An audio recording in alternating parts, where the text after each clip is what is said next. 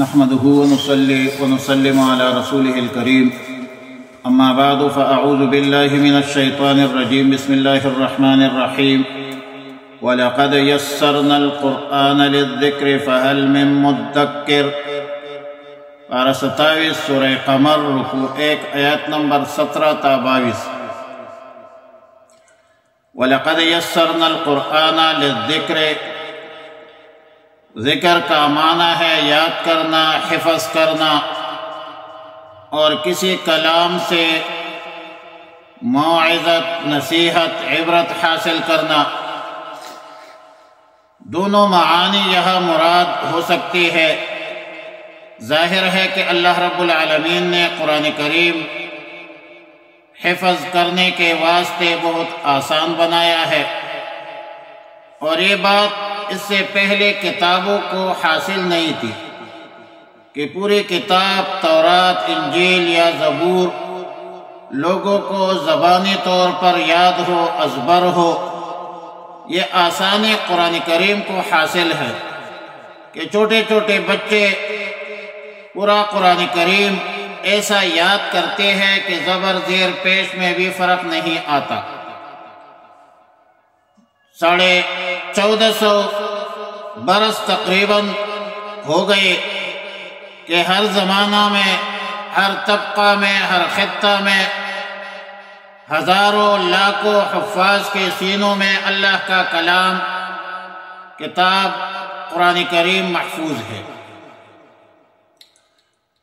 اور یہ معنی بھی ہو سکتا ہے کہ قرآن کریم اپنے مضامین اور عبرت کے اساس پر ایسا آسان بنایا گیا ہے نصیحت کے لیے کہ جس طرح بڑے بڑے عالم، محقق، مدقق، فلسفی اور حکیم اس سے فائدہ اٹھا سکتا ہے، تو ایک عام جاہل آدمی بھی جس کو علوم الہیہ، علوم عالیہ سے، صرف نحو سے کوئی سروکار نہیں، کوئی مناسبت نہیں، وہ بھی فوائد حاصل کر سکتے ہیں، عبرت حاصل کر سکتے ہیں، موعظت حاصل کر سکتے ہیں، قرآن کریم کے مضامین کو سمجھتا ہے اور اس سے متاثر ہوتا ہے۔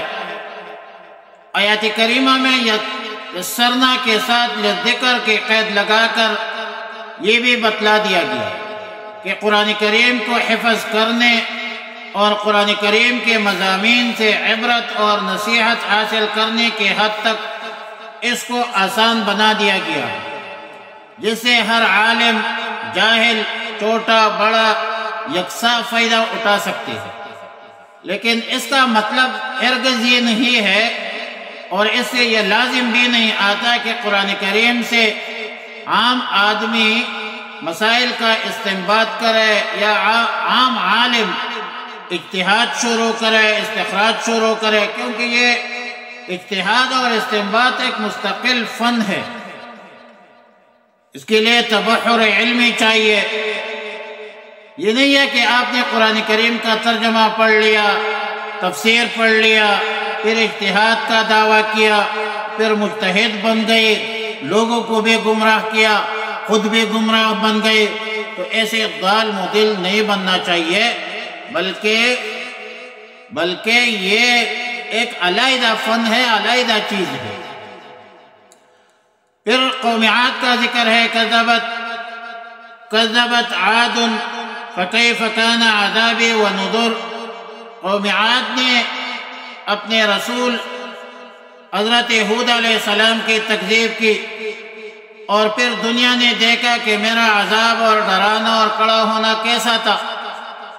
اِنَّا أَرْسَلْنَا عَلَيْهِمْ رِيحًا صَرْصَرًا فِي يَوْمٍ نَحْسٍ مُسْتَمِرٍ۔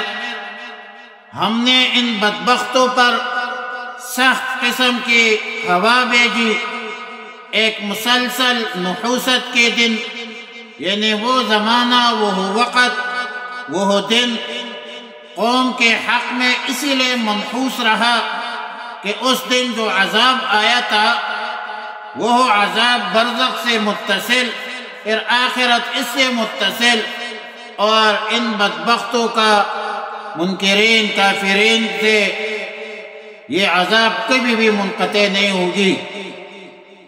وہ ہوا جو عذاب کی شکل سے لوگوں کو اس جگہ سے اکاڑ کر پھینکا جاتا تھا، گویا کہ وہ اکڑے ہوئے کھجوروں کے تنے ہیں۔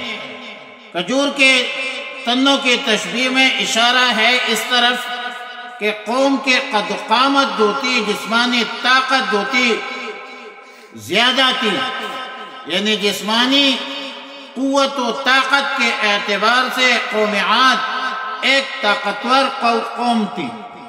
الم تر کیف فعل ربک بعاد ارم ذات العماد التي لم يخلق مثلها في البلاد۔